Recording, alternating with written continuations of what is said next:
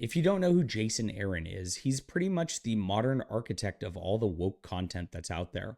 His Marvel runs in the mid, 2010s basically turned everything into put a chick in it and make it gay. This is the source material that they draw from to make these stupid movies. If you're wondering why Thor Blood and Thunder happened with the female Thor taking over and how Natalie Portman got the Thor hammer, that really originated in Jason Aaron's Thor run. He destroyed Thor as a character and just made it a bastardization of itself in a terrible what if feminist story.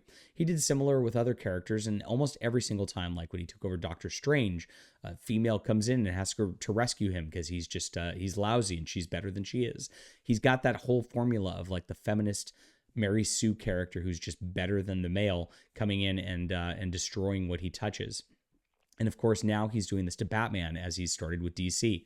But there's something more insidious now because this is a Batman story now where they are implying in a way that he's gay. And of course, they've wanted to push this. If you look at DC Comics, it's been a disaster over the last few years. Of course, we have this weird gay Superman stuff, which I don't even want to put up on screen. Maybe I'll make another video about it because it's just nauseating. And of course, we have a bunch of other just gay characters constantly. We made fun of the Green Lantern gay story, which didn't sell very well either.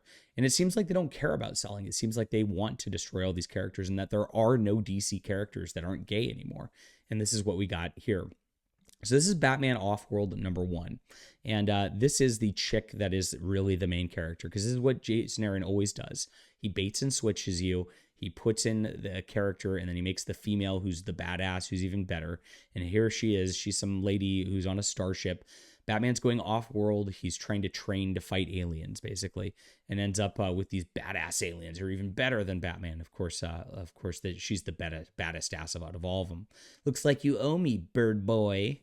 And there it is. So she spends the entire issue lecturing Batman about how great she is and how lame he is. But it really gets weird here. And she's like wondering why Batman shows up here to begin with. And she says he's in love. Okay. And you want to survive the war storm.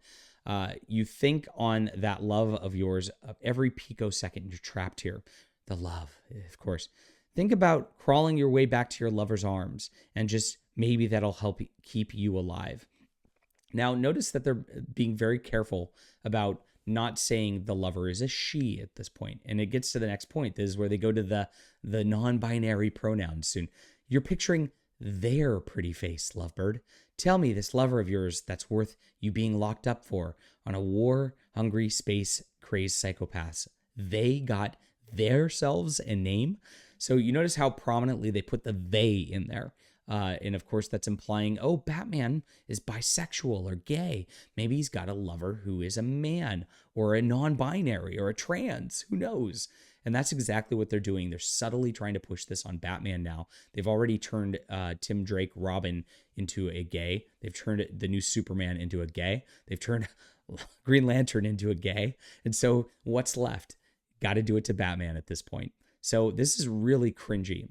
Terrible storytelling. This is a horrible book all the way around. It's very disjointed. The storytelling really just doesn't do much. And it really focuses on this like snarky female character who's supposed to just be better than Batman because that's what Jason Aaron does to begin with as well. But this is insidious level propaganda, the way that they're doing this here. Of course, when they do come out with Batman's gay lover at some point, they'll make a news headline out of it and get a rubberneck sales maybe for that first one. But you know it's coming down the line because this is DC Comics. All right. Leave a comment down below with what you think about this. Hit that like and subscribe button. We'll be back soon.